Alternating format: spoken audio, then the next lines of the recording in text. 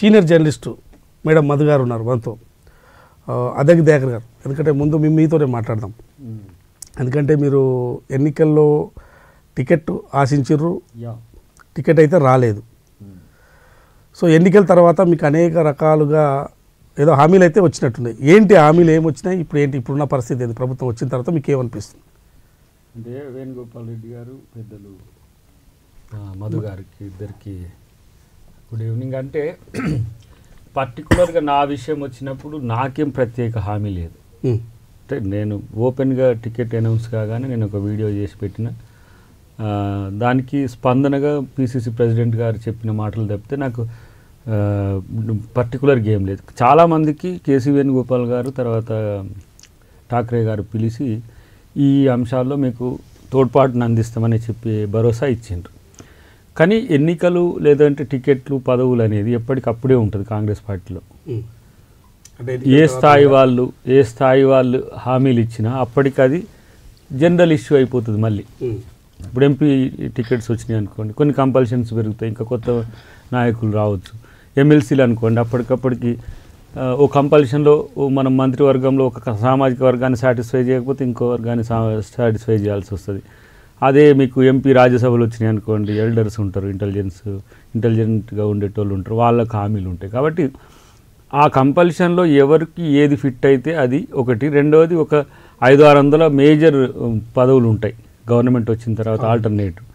దాంట్లో ఈ పార్టీకి చేయాల్సిందే, కొంతమంది త్యాగాలు చేయాల్సిందే, అది కామన్. త్యాగం అనే పాయింట్ మాత్రం నిరంతరం. అది పిసిసి అధ్యక్షుల వారు ఇప్పుడున్న మా సీఎం గారు చూసుకుంటారు. నేను అంటే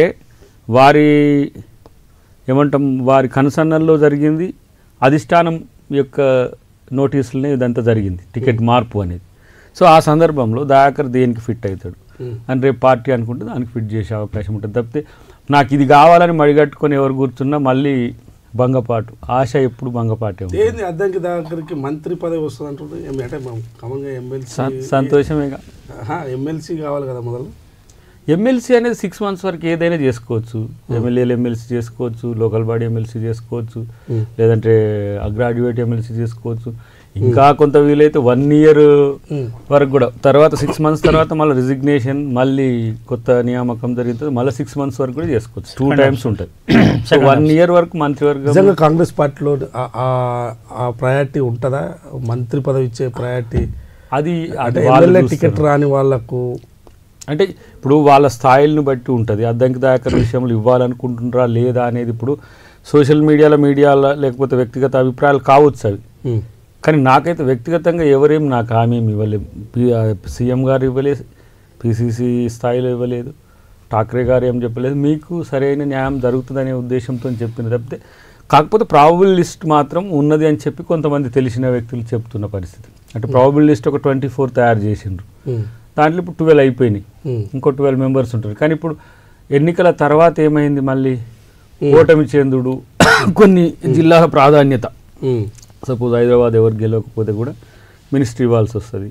నిజామాబాద్కి ఇంతవరకు మనం ఇవ్వలేదు, ఆదిలాబాద్ కూడా పెండింగ్లో ఉన్నది, ఇట్లా కొన్ని ఉన్నాయి.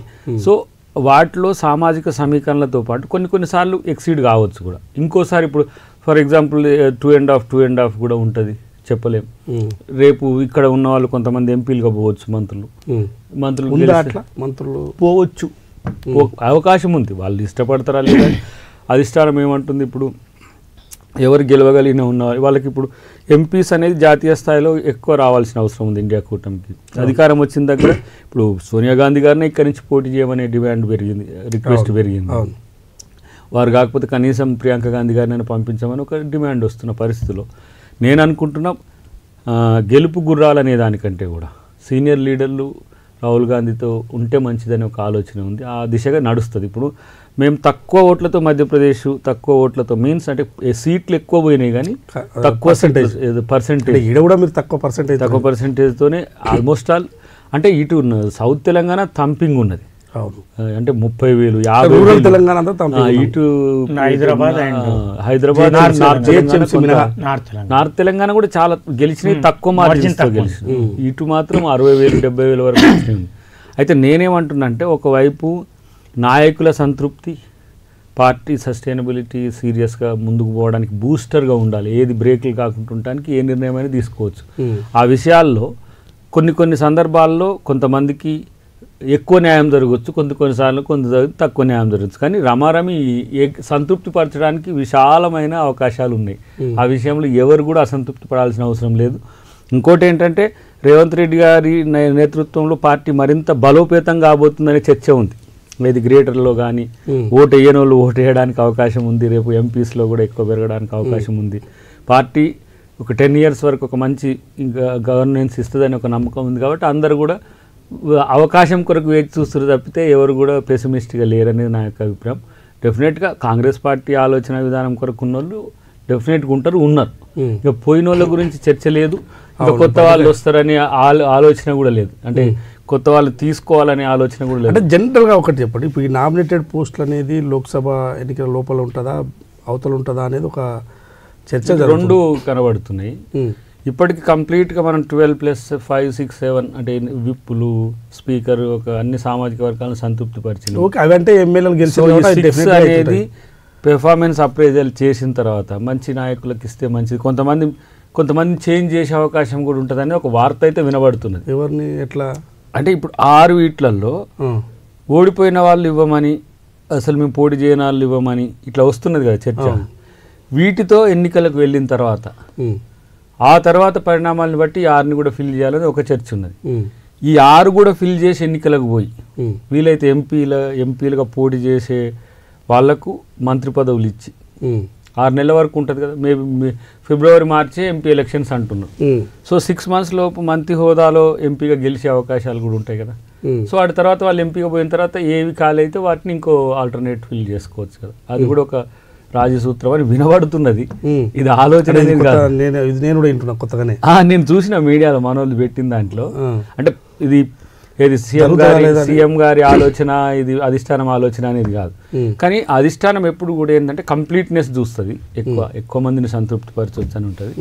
ఒకవేళ అధ్యక్షుల వారు అంటే సీఎం గారు కనుక దానికి కన్విన్స్ చేయగలిగితే, లేదంటే ఆయన ఆలోచన అదైతే కూడా ఆలోచిస్తారు. At the same time cabinet అనేది ఇప్పుడు ఎక్కువ శాఖలు ఉన్నాయి, తక్కువ మంది ఉన్నారు, వర్క్ లోడ్ ఎక్కువ ఉన్నది. సో దీన్ని డిస్పర్స్ చేయడానికి కూడా చాలా సమయం పడుతుంది. ఒకరి కిందనే 3-4 శాఖలు ప్రధానమైన శాఖలు ఉండడం, రివ్యూస్కే ఒక్కొక్కరికి చాలా సమయం పడుతుంది. నాకు తెలిసి బడి పిల్లగాడు బడికి పోయినట్టున్నది ఇప్పుడు సెక్రటరీ చూస్తే. ఎందుకంటే ఇప్పుడు వైట్ పేపర్ రిలీజ్ చేయాలంటే కూడా శాఖపరమైన రివ్యూస్ జరగాలి, వాటికి సంబంధించిన డిక్లరేషన్స్ ఇవ్వాలి. తర్వాత వీటి పెర్ఫార్మెన్స్ బేస్ని మనం రేపు మళ్ళీ ఎంపీ ఎలక్షన్స్లో ఇది మా ఎజెండా అని చెప్పుకోవడానికి పోతుంది. ఇప్పుడు 6 గ్యారంటీలు ఉన్నాయి, 6 గ్యారంటీలు ఏ శాఖల కింద ఉన్నాయి, వాటిని ఎట్లా మనం పెర్ఫార్మెన్స్కి ముందుకు తీసుకుపోవాలి అనేది ఒక చర్చ ఉన్నది. కాబట్టి డెఫినెట్గా నేను అనుకుంటున్నా ఏంటంటే అకాడమిక్గానే పోతారు, ఉండే అవకాశాలు ఎక్కువ ఉంటాయని నేను అనుకుంటున్నాను. ఏది ఈ నెలలోనో లేకపోతే ఎండింగ్లోనో ఫస్ట్ వీక్ ఆఫ్ జనవరిలోనో కొత్త సంవత్సరంలో ఉండొచ్చు.